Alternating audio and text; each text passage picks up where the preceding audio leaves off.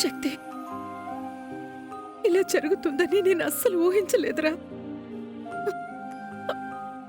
నేనుండగా నీకు ఇలాంటి పరిస్థితి వస్తుందని కల్లో కూడా అనుకోలేదు.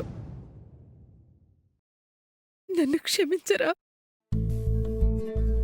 నువ్వు నన్ను క్షమించమని అడగడం ఏంటమ్మా?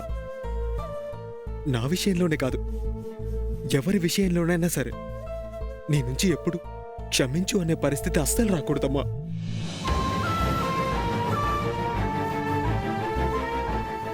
మా అమ్మ ఎప్పుడు ఉన్నతంగానే ఉండాలి, పై చేయిగానే ఉండాలి.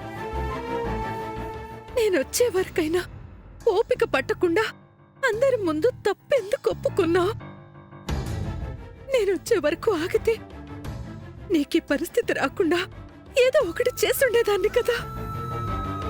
నువ్వు వచ్చే వరకు నేను తప్పొప్పుకోకపోయింటే నాతో పాటు నువ్వు కూడా జైలుకు వచ్చేదానివమ్మా. అందుకే తప్పని పరిస్థితుల్లో తప్పొప్పుకోవాల్సి వచ్చిందమ్మా. అదేంట్రా?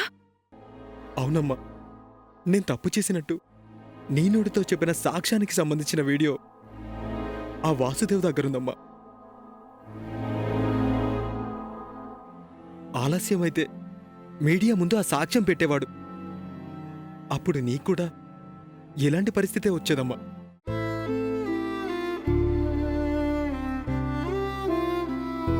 నాకేమైనా పర్వాలేదమ్మా.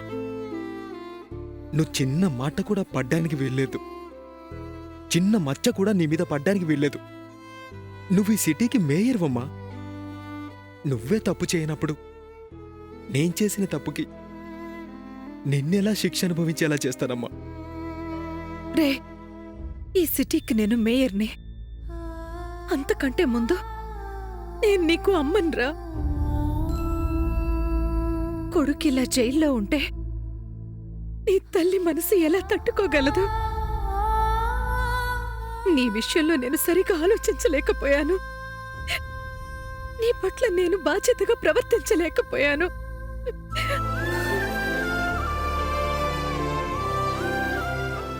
నా కళ్ళ ముందే నిన్ను పోలీసులు అరెస్ట్ చేసి తీసుకువెళ్తుంటే ఏమీ చెయ్యలేని నిస్సహాయ స్థితిలో మౌనంగా ఉండిపోయాను.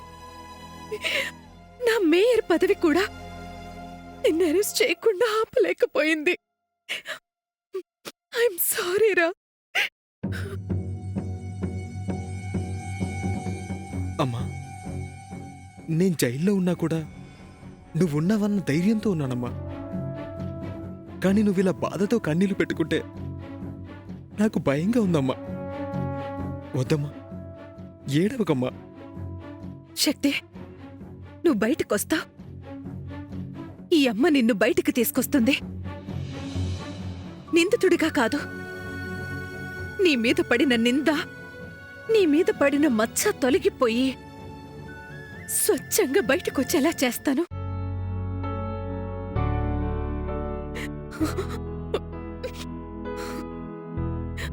నిన్ను మిస్ అయిన ఫీలింగ్ ప్రతి క్షణం కలుగుతుందిరా.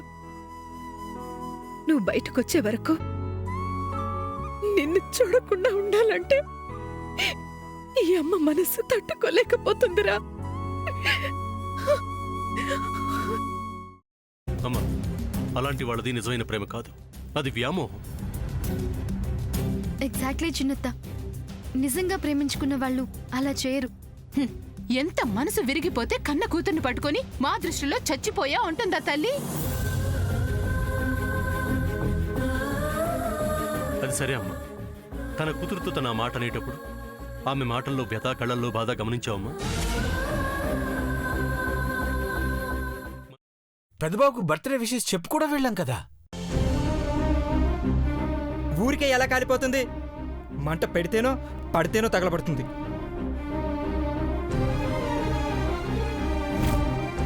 కరెక్ట్ చిన్నబాబు, నీకొచ్చినట్టే నాకు డౌట్ వచ్చింది. పార్వతే షర్టును తగలబెట్టిందనుకుంటా.